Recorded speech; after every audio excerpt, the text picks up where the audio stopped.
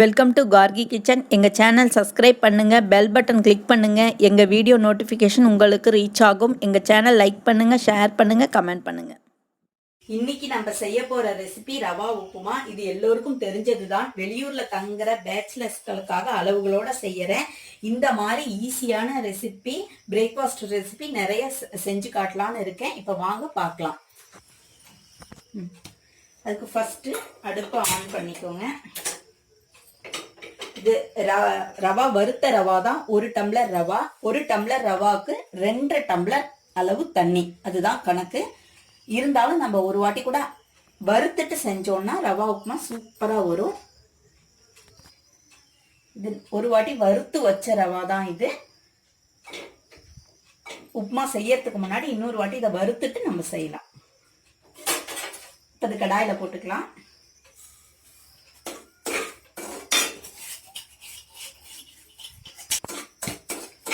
அது நல்லா செவந்து வறுபடணும். அதுக்குள்ள நம்ம 2.5 கப்பு தண்ணியை அதே ரவா அளந்து அதே டம்ளரால அளந்து கொதிக்க வச்சிடலாம்.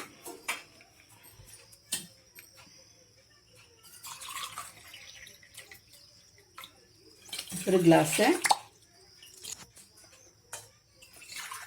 இது 2 கிளாஸ்,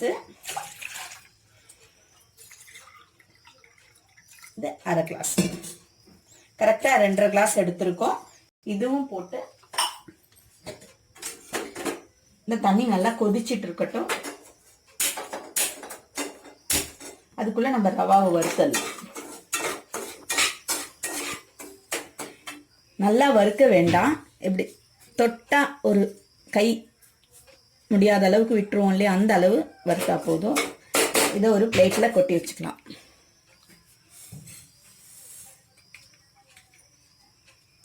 இது நல்லா ஆறிட்டு இருக்கட்டும். இனி கடாய் போட்டுட்டு ஆயில் விட்டுக்கோங்க. நான் தேங்காய் எண்ணெய் விடுறேன். நீங்கள் எந்த ஆயில் உங்களுக்கு யூஸ் பண்ணுறீங்களோ அது விட்டுக்கோங்க. 4 ஸ்பூன் கிட்ட விட்டுருக்கேன். ஆயில் சூடான உடனே கடுகு, ஸ்பூன் உளுத்தம்பருப்பு, 1 ஸ்பூன் கடலைப்பருப்பு, ஒரே ஒரு சிகப்பு மிளகாய்,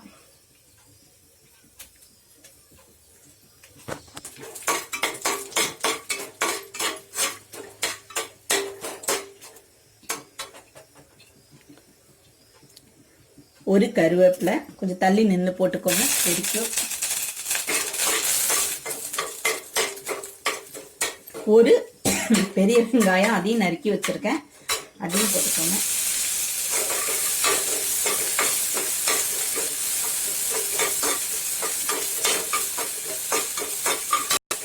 மூணு பச்சை மிளகாய் பொடியா நறுக்கி வச்சிருக்கேன், அதையும் போட்டுக்கோங்க.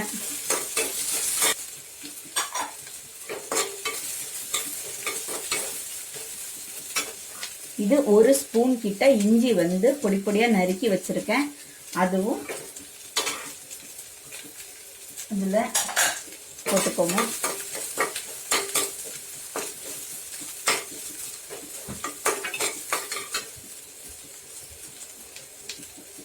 ரெண்டு ஸ்பூன் கிட்ட இதுக்கு தேவையான அளவு உப்புமா தேவையான அளவு கல்லுப்பு, அதையும் போட்டுக்கோங்க.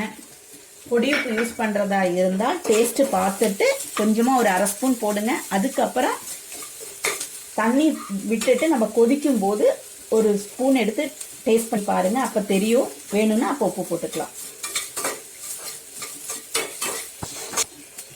ஒரு கேரட்டு, அதுவும் அதில் போட்டுக்கோங்க.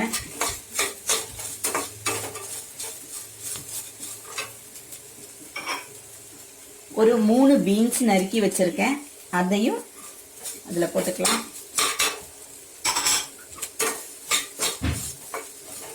இது ஒன்று வதங்கட்டும். இப்போ நம்ம போட்ட வெஜிடபிள்ஸ் எல்லாம் வதங்கிடுச்சு. தண்ணி நல்லா கொதிக்குது, அதையும் அதில் விட்டுக்கலாம். தள்ளி நின்று விட்டுக்கோங்க, நல்லா ஹீட்டாக இருக்கும்.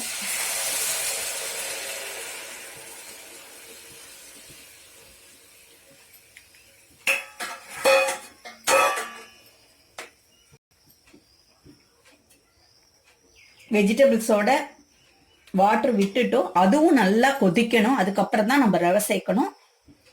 நல்லா கொதிக்கட்டும். தண்ணி நல்லா கொதிக்க ஆரம்பிச்சிருச்சு. இப்போ கொஞ்சம் அடுப்பை சிம்ல வச்சுட்டு கொஞ்சம் கொஞ்சமா ரவா போட்டுக்கோங்க.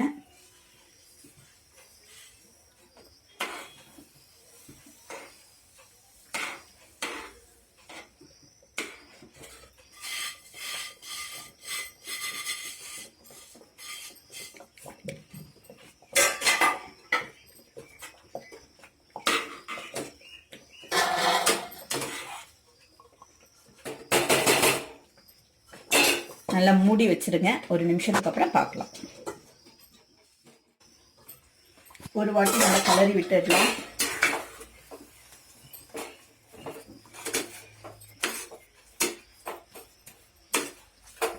ஒரு 2 நிமிஷம் கூட அடுப்பில் இருக்கட்டும். மூடி வச்சிடலாம். இப்போ 2 நிமிஷம் ஆயிடுச்சு. நம்ம உப்புமா ரெடி ஆயிடுச்சு. கடைசியா இது மேல 2 ஸ்பூன் நல்லெண்ணெய்.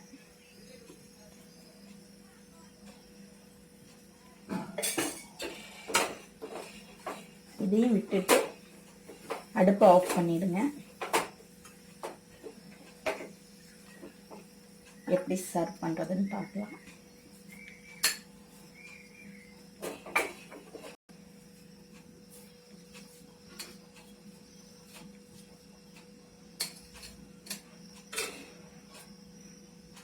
பண்ணிக்கலாம்.